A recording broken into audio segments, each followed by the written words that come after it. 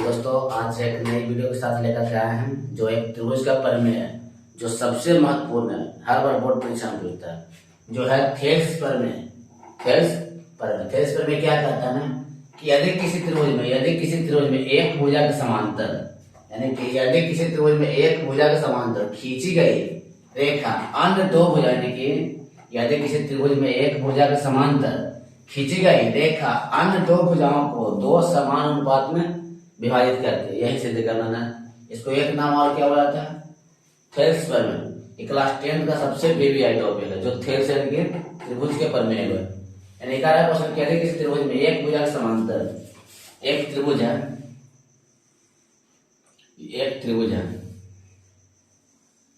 त्रिभुज के नाम ए,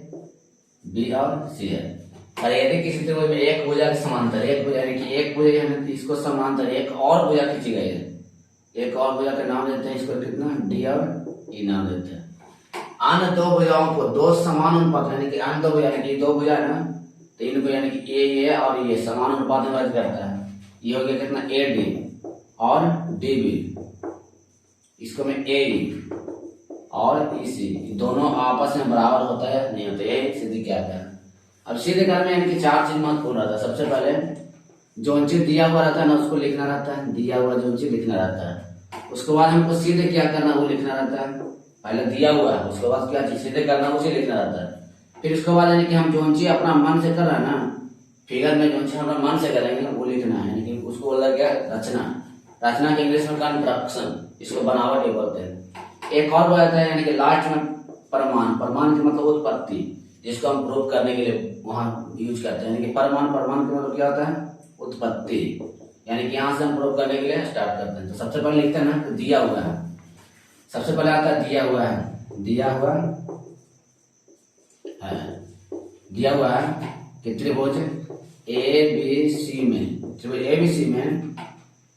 बीसी समानांतर भुज है डी है, बीसी समानांतर भुज है डी है तथा बीसी समांतर डी है तथा डी को ए बी पर एवं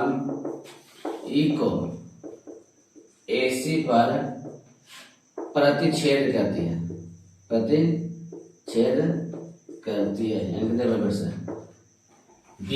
यानी डी है जो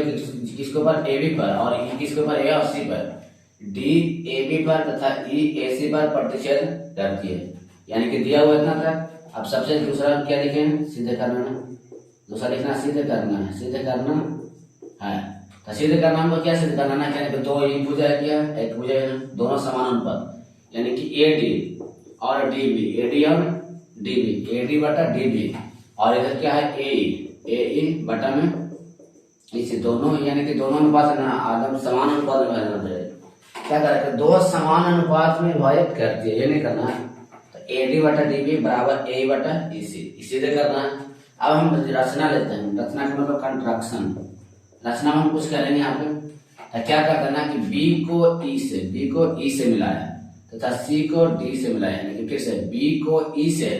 तथा सी को डी से मिलाया और डी से डी से इसको एम मान लेते, डी से डी एम, जहां पे लंब लगा ना वहां पे समकोण लगा, लंब लगा समकोण, डी से डी एम हम ए बी या ए ई पर बोल सकते हैं, और ई से ई एन इसको मान लेते हैं ई एन, यानी कि ई से ई एन लंब किसको पढ़ा है, ए बी या ए डी पर डलाया गया। इसको लिखेंगे सबसे पहले रचना में बी को ई से तथा बी को ई से तथा सी को डी से मिलाया एवं ई से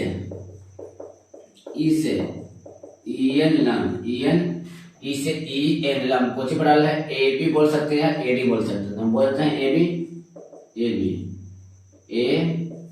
बी पर, यानी कि ई से ई एन लंब ए बी पर एवं डी से डी एम लंब क्या पर, ए सी या ए पर, यानी कि डी से डीएम लंब किसको पर डाले, एसी पर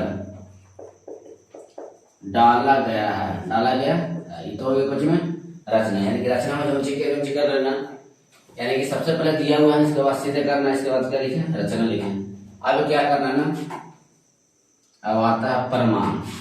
तो परमाणु में जोन ची करे, मैं जोन ची लिखे परमाणु में करते हैं। सबसे पहले देखो एक त्रिभुज, छोटा वाला त्रिभुज, इसके बाद देखो ई वाला एक तरह से आधार मानते, आधार में कौन कौन त्रिभुज आ रहा है, एक त्रिभुज ई है, एक त्रिभुज आ रहा है, फिर दूसरा त्रिभुज यहाँ से तो कटे मारा में 2 त्रिभुज, यानी कि इसको हम ऐसे पाड़ते हैं, देखो फिगर इस तरह से फिगर है, ठीक। ये एक फिगर हो गया, यानी कि एक त्रिभुज हो गया, ये त्रिभुज हो गया, तो 2 त्रिभुज हो गया ना, लेकिन दोनों आधार क्या है, समान है, यानी कि इसको मान लिया डी ई और इसको मान लिया बी और सी, तो एक त्रिभुज हो गया डी बी ई और एक हो गया ई सी डी। तो क्या करेंगे ना कि एरिया त्रिभुज सबसे पहले छोड़ के आने के बाद करेंगे A D E but area त्रिभुज डी बी ई एरिया त्रिभुज, यानी कि एरिया त्रिभुज, एरिया का मतलब क्षेत्रफल, तो त्रिभुज ए डी ई का क्षेत्रफल और त्रिभुज डी बी सी का क्षेत्रफल। हम जानते हैं कि त्रिभुज का क्षेत्रफल होता है कि 1/2 गुना आधार गुना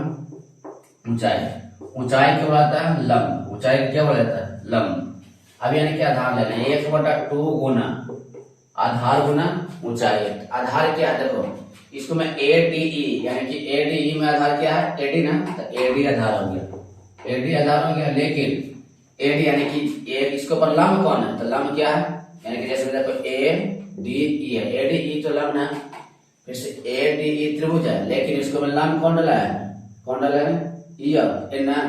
ये लिख सकते हैं ई एन लंब है, यानी कि एडी पर एन लंब डाला हुआ है, बटा इसको भी 1/2 गुना आधार गुना ऊंचाई, तो आधार कितना इसको में दिला, आधार तो एन होगा, डी और बी गुना इसको, यानी कि ई त्रिभुज से कौन, यानी कि लंब कौन डाला है, ई और एन लंब है, तो ई एन लंब है। अगर नहीं समझ में आ रहा तो इसको याद भी कर सकता है, ये से खत्म, 1/2 से 1/2 खत्म, तब आ जाएगा एरिया त्रिभुज ए डी ई और एरिया त्रिभुज डी बी सी बराबर बचा एडी बटा कितना, डी बी, एडी बटा डी बी, समीकरण नंबर फर्स्ट, यानी कि सबसे पहले चले ए डी ई और डी बी सी से चले, इसके बाद पुनः फिर चलना कि एरिया त्रिभुज ए डी ई,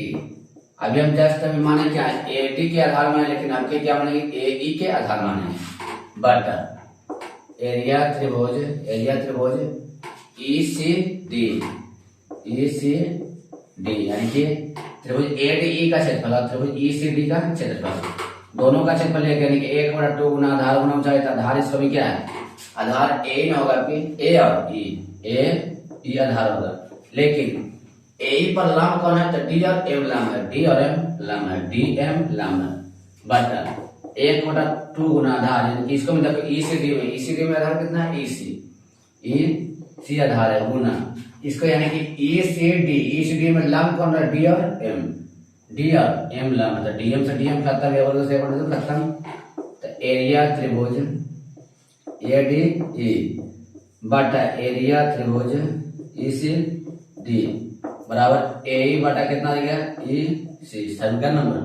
सेकंड। लेकिन अब देखना है ना, तो जो ये वाला ये त्रिभुज और ये त्रिभुज दोनों एक ही आधार से बना हुआ है, तो लिखना है भाई कि चूंकि एक ही आधार से बने त्रिभुज का क्षेत्रफल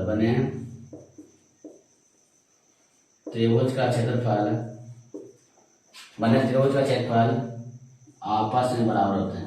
में बराबर होते हैं, यानी कि एक ही आधार पर बने त्रिभुज का क्षेत्रफल आपस में क्या होता है, बराबर। तो इसको मैं कौन त्रिभुज है, डी बी ई, तो त्रिभुज डी बी ई त्रिभुज डीबी यानी कि एरिया त्रिभुज डीबी ए बराबर एरिया त्रिभुज ये तो डीबी ए हो गया, तो फिर कुछ ई से डी, एरिया त्रिभुज ई से डी आपस में क्या होगा बराबर, इसलिए लिख सकते नहीं सुना कि तो इसलिए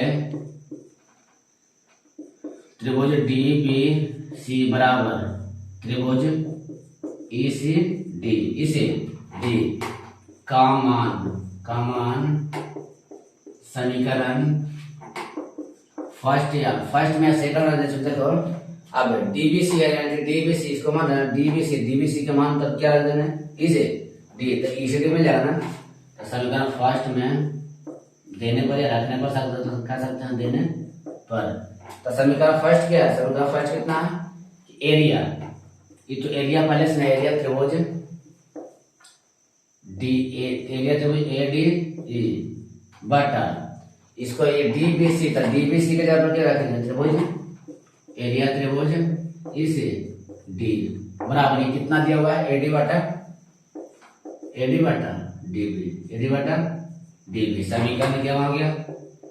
थर्ड, समीकरण नंबर थर्ड। अब देखो जरा एडी बटा डीबी यानी कि त्रिभुज एडी और त्रिभुज एडी ईसीडी यानी कि आपस में कट रहा है ना,